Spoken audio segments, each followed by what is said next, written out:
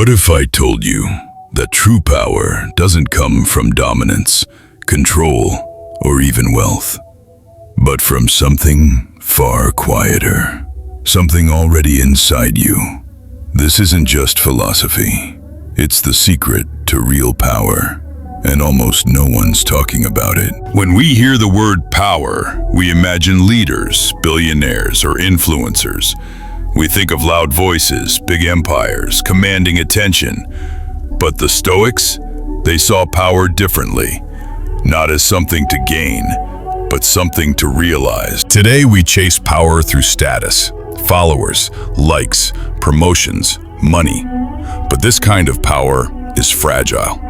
It disappears the moment attention shifts. We compare ourselves endlessly. We measure worth by external things, and in doing so, we lose ourselves. Marcus Aurelius ruled an empire, but he wrote, "The true self is the soul, not the title." We think control over others is power, but how many of us can control our own thoughts? We think wealth equals strength, yet how many rich people feel empty?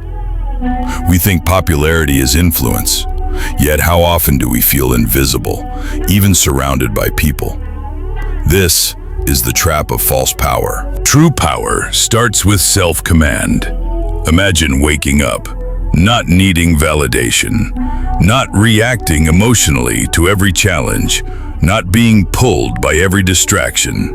That's power. Epictetus was born a slave, yet he taught kings, because his mind was free. Control your response. That's power. Remain calm in chaos. That's power. Say no when it's easier to say yes. That is real power. The Stoics believe that influence over self is the foundation of influence over others. You become someone people respect because you're not desperate for it. Here's the shift. Power isn't about dominance. It's about discipline. Not about controlling others, but controlling your thoughts, habits, and reactions. When you walk into a room and don't need attention, you have it. When you remain calm in conflict, people listen. When you speak less, but with purpose, you become undeniable. Power is authenticity. A man who knows himself doesn't need to impress anyone.